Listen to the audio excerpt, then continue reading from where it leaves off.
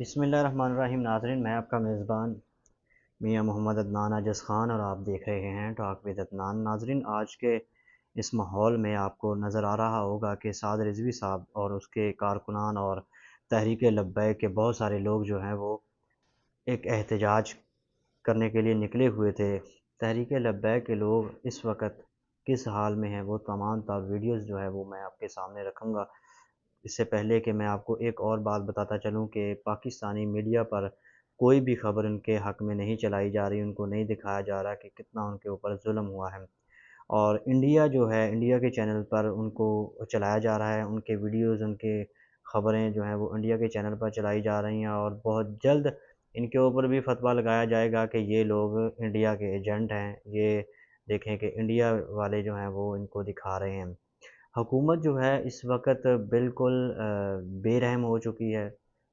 दर्द देने वाली एक डायन और चुड़ैल बन चुकी है जो इस वक़्त हर पाकिस्तानी के साथ कर रही है। बस इनको अपनी खुशामद की ज़रूरत है, जो इनकी खुशामद करता रहता है वो कामयाब है, वो पाकिस्तानी शहरी है। जो इनके थोड़ा-सा ख़िलाफ़ बोलता है वो इस मुल्क का दुश्मन है और मुल्क का वो खैर-ख्वाह नहीं है, बल्कि वो इसराइली एजेंट हो सकता है, अमरीकी एजेंट हो सकता है या इंडियन एजेंट हो सकता है।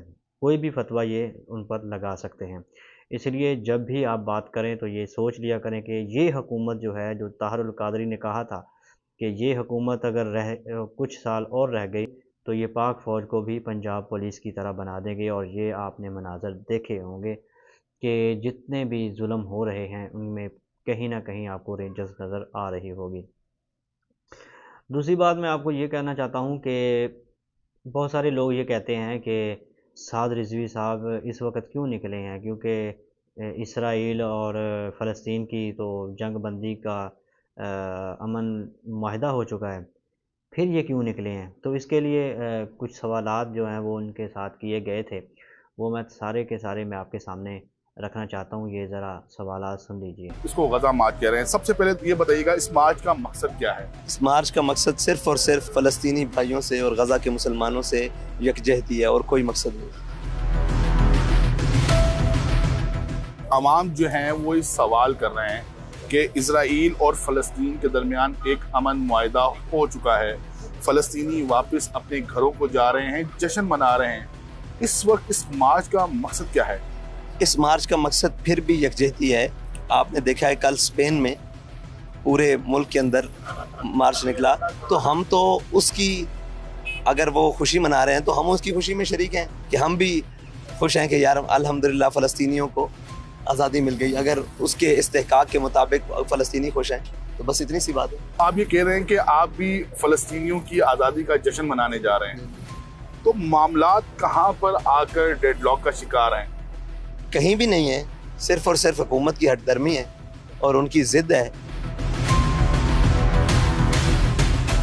हम नहीं समझते कि शहबाज शरीफ साहब अक़वाम मुत्तहिदा में फ़लस्तीन की बात करें तो वो अपने आप को चैम्पियन समझें, और हम इस्लामाबाद में अगर फ़लस्तीन जिंदाबाद या गज़ा लब्बैक या अक़सा मार्च करें तो हम दहशतगर्द हैं या हम इस सज़ा के मुस्तहिक़ हैं। इसके लिए एक इजाज़तनामा होता है हाफिज़ साहब, इजाज़तनामा क्या लिया गया था? जी, वो हमारे पास मौजूद है, हम आपको दिखा सकते हैं कि हमने उसकी दरख्वास्त भी दी और ये भी कहा कि हम आ रहे हैं, हमें सिक्योरिटी भी फराहम की जाए और सारी चीज़ें, उसको वो डायरी नंबर भी लगा हुआ। एनओसी जारी होता है, क्या एनओसी जारी हुआ था? जी नहीं, एनओसी जारी नहीं हुआ। मतलब सिर्फ आपने दरख्वास्त दी? जी, हमने दरख्वास्त। रास्ते में आपको बार बार रोका जा रहा है। हमारी मंजिल यही है कि हमें फ़लस्तीनियों के साथ इज़हारी यकजहती करने दी जाए, बस इस्लामाबाद के अंदर करनी दी जाए। इसमें क्या हमारा मुल्क नहीं है इस्लामाबाद? क्या हमारा शहर नहीं है इस्लामाबाद? क्या हमारा शनाख्ती कार्ड पाकिस्तान का नहीं है? क्या हम उसमें जाकर, सबको इजाज़त है, हमें क्यों नहीं है? सवाल तो ये है। हुकूमत का कहना यह है कि एक माजी में भी इस तरह के पुरअमन एहतजाजों की कॉल दी गई, लेकिन जैसे ही इस्लामाबाद पहुंचा जाता है तो ये जो पुरअमन जो एहतजाज होता है ये पुरतशद्दुद हो जाता है और फिर एक धरना दे दिया जाता है। नहीं, हम जब धरना देते हैं हम बता कर आते हैं कि हमने धरना देना है।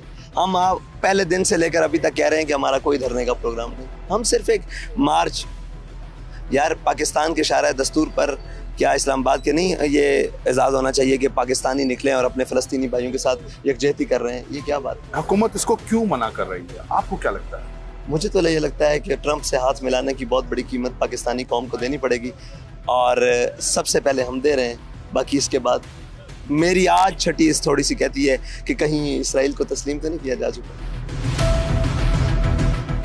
इस कदर कोई और वजूहात नहीं है, कहीं इसराइल को तस्लीम किया जा चुका है, और इसराइल के खिलाफ जो पाकिस्तान में सबसे तवाना आवाज़ है उसको दबाने की कोशिश हो रही है।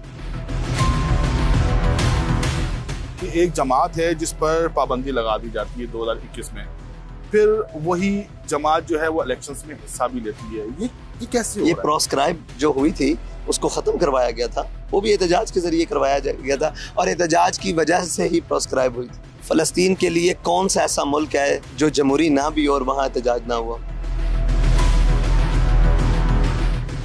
कुफ़ार ने एहतजाज किया, कुफ़ार के ख़िलाफ़, कुफ़ार के मुल्क में, वहाँ इस तरह जुल्म नहीं हुआ जो हम पर जुल्म हुआ। आपको पता है हमारे इस वक्त कितने ज़ख्मी हैं? जो बुलेट से 70 से ज़्यादा। हमारे ज़ख्मियों की तादाद समझ ही नहीं आ रही कि जो बुलेट से ज़ख्मी होता है हमें उस पर अस्पताल जमा करवाते हैं, वो ज़िंदा बचता है या नहीं, इसलिए कुछ कह ही नहीं सकते।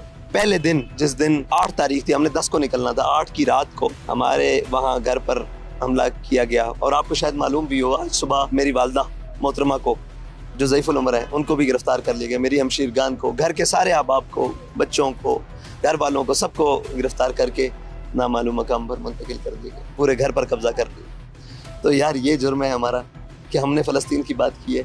जब से हम घर बैठे हुए थे वहाँ से लेकर अभी तक गोली के अलावा बात ही नहीं की। गोली क्यों चला रहे हैं, हमें तो समझ नहीं आ रही गोली क्यों चला रहे हैं। क्या आपके साथ कोई भी मुज़ाकरात के लिए नहीं आया? मुज़ाकरात के लिए हमारे साथ किसी ऑफिशियल ने अभी तक कोई रब्ता नहीं किया। हम तो बार बार यहाँ से ऐलान कर रहे हैं, वज़ीर आज़म साहब अभी कश्मीर में बात हुई है, हम हालात ख़राब हुए, आपने कहा गोली नहीं चलानी, बैठ कर बात करें। आप अभी ऐलान करें गोली नहीं चलानी, बैठ कर बात करें, आगे चलते बैठ कर बात करते हैं। आप तैयार हैं बातचीत के लिए? तैयार और भाई हम तो एक लम्हे के लिए भी बातचीत से पीछे नहीं आए। आप मुझे बताएं, घर से बच्चों को उठाकर एक नामालूम कॉल आए कि आप यहीं से वापस चले जाएं, यहीं से ख़त्म कर दें हैसियत, फिर शहदा, फिर हर किस्म की, ये तो बात नहीं है। हमसे कोई बात करे, वज़ीर आज़म बात करे, वज़ीर दाखिला बात करे, वज़ीर ख़ारजा बात करे। आवाम को भी परेशानी का सामना है, जितने जीटी रोड है, मोटरवेज हैं, ये सब बंद हैं इस एहतजाज की वजह से। हमने तो नहीं की, हमने तो हमारे नायब अमीर पीर ज़ैनुल हसन शाह साहब को गिरफ़्तार किया गया, हमने एहतजाज भी नहीं किया। हमें मालूम था कि हम एहतजाज करेंगे तो ये कहेंगे कि इन्होंने देखें पहले पहल किया। हम तो घर में बैठे हुए थे और हमारे घर में आकर हमारे 2 शहीद किए गए। एक शहीद की लाश देकर आज तक वापस नहीं गई, उसकी जो एम्बुलेंस में उसकी हम 2 हमशीरा और एक भाई थे वो भी साथ में ले। बहुत बड़ी जुल्म की दास्तान है, बहुत बड़ी जुल्म की दास्तान है। अगर अभी मुज़ाकरात हो जाते हैं तो आप अपना एहतजाज यहीं पर ख़त्म कर देंगे? फ़लस्तीन से यकजहती करेंगे, पाकिस्तान में जहाँ हमने मंजिल दी हुई है, हमें हम ये तकलीफ है ना कि धरना देंगे। हम तो गारंटी देते फिरते हैं कि हमारा कोई धरने का प्रोग्राम नहीं है, कोई किसी किस्म का प्रोग्राम नहीं है, सिर्फ यकजहती के लिए जाना था। और हमारा मार्च भी फैज़ाबाद से वो अमेरिकन एम्बेसी तक था, वो उसको बढ़ाकर वहाँ सारा यहाँ जुल्म की दास्तान रकम करके तो हमें यहाँ से निकलना पड़ा। आप इस्लामाबाद में थे, इस्लामाबाद से वापस आए और कल वापस इसलिए आया कि यहाँ क्या जुल्म बबा कर दिए। एक मिनट सब, ये वो है जो मैं सिर्फ एक मुट्ठ में भर के आपके सामने रख सकता। ये क्या है? ये एक मुट्ठ में तादाद गिन नहीं सकते। ये देखिए, कल रात से तकरीबन मगरिब से अभी तक, और पहले जो कुछ 8 की रात थी, ओहो 9 की रात, क्या जुर्म है हमारा? सिर्फ पूछते हैं क्या जुर्म? गोली क्यों चलाते हो? गोली क्यों चलाते हो? गोलियां भी मार रहे हो, फिर ये कह रहे हो कि हमने सबसे ज़्यादा फ़लस्तीन के लिए किया, हमने ट्रंप से 20 नकात लिखवाए और ये किया, तुम उनके लिए ये किस लिए? और यहाँ पर जो दूसरी ये आया है, इनके अंदर ये जो लिखा हुआ है मेड इन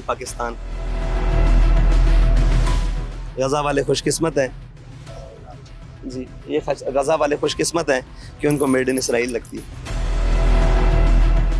हम इतने बदनसीब हैं कि हमारे बाबा व अजदाद ने जो ये लिखा हुआ है, ये लिखा हुआ है, ये क्या लिखा हुआ है, ये देखिए जी, ये लिखा हुआ है। ये तो बेशुमार हैं, आप देख ही नहीं सकते, जहाँ हाथ मारेंगे नीचे शहर पे। ये देखें, ये ले, ये ले। हाफिज साहब, आप समेत आपके कारकुनान की जानों को भी खतरा है। क्यों है जुर्म? क्यों है? हमने ऐसा क्या किया? क्या गजा का नाम यहाँ नहीं बुलंद हुआ पहले पाकिस्तान? किसी ने गजा की नाम नहीं लिया पाकिस्तान में? सरकारी अमलाक को नुकसान भी पहुंचा है। कभी हो ही नहीं सकता। सबसे बड़ी सरकारी अमलाक हमारे सामने वो हैं जो हमें गोली मार रहे हैं। यहाँ पर मैं एक और बात रखना चाहता हूँ कि जो तहरीक लब्बैक के कारकुनान थे ना, इनमें जज्बातीपन बहुत ज़्यादा है। इनको ये नहीं पता होता कि सियासत क्या चीज़ है, और सियासत जो करते हैं ना, उनको पता होता है कि हम क्या बोलने जा रहे हैं, क्या कहने जा रहे हैं। जब तहरीक इंसाफ के ऊपर जुल्म हो रहा था ना, तो ये साद रिजवी साहब ने कहा था कि नच्चन वालियां दे पुत्र आज़ादी दी जंग नहीं लड़ सकते, तो उधरों जवाब मिला सी दरबारां ते नच्चन वालियां दे भी आज़ादी दी जंग नहीं लड़ सकते। इस तरह बहुत ज़्यादा नौजवान नस्लों में, नौजवानों में आपस में इंतशार फैलता है। ऐसे बयानात देने से पहले ये ज़रूर सोच लिया करें कि हुकूमतें जो होती हैं ना, वो किसी की नहीं होती, वो अपनी होती हैं उनकी। बस उनको ये होती है कि वो जो भी कर रहे हैं वो सही कर रहे हैं, बाकी सब लोग जो हैं वो गलत निकले हुए हैं या गलत बात करते हैं, हम सही कर रहे हैं। इसराइल को तस्लीम तो आपने देखा कि कर लिया गया है या फिर कर रहे हैं, ये आपको ज़्यादा बेहतर पता होता है क्योंकि आप सोशल मीडिया के साथ जुड़े हुए हैं। तहरीक इंसाफ के लोगों के बारे में ना, तहरीक लब्बैक ने बहुत ज़्यादा आवाज़ बुलंद की थी कि ये ऐसे हैं, ये वैसे हैं। जब भी हम कोई सोशल मीडिया पर कोई बात करते थे, तो सबसे पहले ये फ्रंट लाइन पे आके हमें तनकीद का निशाना बनाते थे। लेकिन आज हम इनके साथ खड़े हैं क्योंकि हम जुल्म सह चुके हैं, हम जुल्म के ख़िलाफ़ खड़े हैं। जो भी ज़ालिम पाकिस्तान में जुल्म करेगा, हम उसके ख़िलाफ़ खड़े होंगे।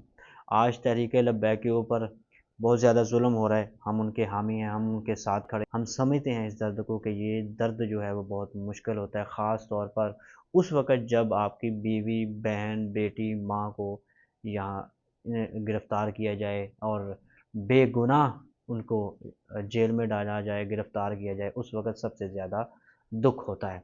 और यकीन जानिए कि ये बहुत दुःख भरा लम्हा होता है कि जब किसी की भी बहन, बेटी या माँ को गिरफ़्तार किया जाए और उसका सियासत से भी कोई तल्लुक़ ना हो, किसी जुर्म के साथ कोई तल्लुक़ ना हो। मैं तो ये कहना चाहूँगा कि फ़िरऔन, शिमर और जितने भी नमरूद जैसे ज़ालिम हुक्मरान गुज़रे हैं ना, ये उनसे कई गुना आगे बढ़ चुके हैं। इसलिए मैं उनके कारकुनान, जो भी नून लीग के कारकुनान हैं, उनसे मुतवज्जह होके कहना चाहूँगा कि खुदारा होश के नाख़न लीजिए। ज़ालिम का साथ देने वाला भी ज़ालिम ही होता है। अगर ज़ुल्म को रोक नहीं सकते ना, उसके ख़िलाफ़ नहीं जा सकते, तो फिर आप उनके हक़ में भी ना बोलिए, क्योंकि जो ज़ुल्म को देखकर ख़ामोशी इख्तियार करे, वो भी उन्हीं में शुमार होगा।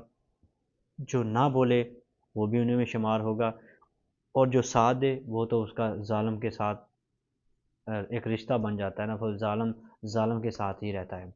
आपकी नमाज़ें कैसी हैं, आपके रोज़ा, हज, ज़कात और खैरात कैसे हैं, ये अल्लाह बेहतर जानता है। लेकिन मैं इतना जानता हूँ कि जो ज़ालिम बंदे का साथ देता है ना, वो कभी कामयाब नहीं होता, ना उसकी दुनिया होती है, ना उसकी कोई आखिरत में इज़्ज़त होती है। अभी जो सेनेटर मुश्ताक अहमद साहब का बयान आपने सुना कि शहबाज शरीफ जो है वो उनका बंदा है, इसराइल का बंदा। बहरहाल फिर भी जुल्म तो जुल्म होता है, कुफ़र का निज़ाम तो चल सकता है, लेकिन जुल्म का निज़ाम नहीं चल सकता। ये ज़्यादा देर नहीं रहता, बहुत जल्द ये जुल्म भी ख़त्म होने वाला है इंशाअल्लाह। भाई साद रिज़वी के साथ खड़े हैं, इंशाअल्लाह ये जुल्म का निज़ाम नहीं चलने देंगे। कुफ़र का निज़ाम तो चल ही जाता है, लेकिन जुल्म का निज़ाम हम नहीं चलने देंगे। साद भाई, आप बहुत बड़े मुजाहिद हैं, आपने अपनी फ़ैमिली की भी परवाह नहीं की, और आपकी फ़ैमिली को भी सर सलाम है कि आप लोगों ने बहादुरी के साथ इस ज़ालिम हुक्मरानों का मुकाबला किया है। अभी आप कभी हाई कोर्ट जाएंगे, सुप्रीम कोर्ट जाएंगे, आपको पाकिस्तान में इंसाफ मिलने वाला नहीं है।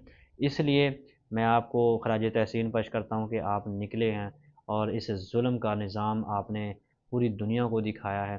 कि ये ज़ालिम लोग हैं और कभी किसी के ऊपर रहम नहीं करते, ये अपनी मनमानी करते हैं और हमेशा जब भी इनकी हुकूमत आई है इन्होंने कोई ना कोई ऐसा बड़ा सानहा ज़रूर किया है। दुआओं में याद रखिएगा और साद रिज़वी की फैमिली के बारे में, उनके ख़ानदान के बारे में, साद रिज़वी के भाई के बारे में, उनके बारे में दुआ कीजिएगा कि अल्लाह ताला उनको सलामत रखें। उनके साथ खड़े हैं इंशाअल्लाह। जो भी आवाज़ हम उठा सकेंगे अपने सोशल मीडिया के ज़रिए उनकी आवाज़ को बुलंद करेंगे। दुआओं में याद रखिएगा। फ़ी अमानिल्लाह। अल्लाह निगहबान।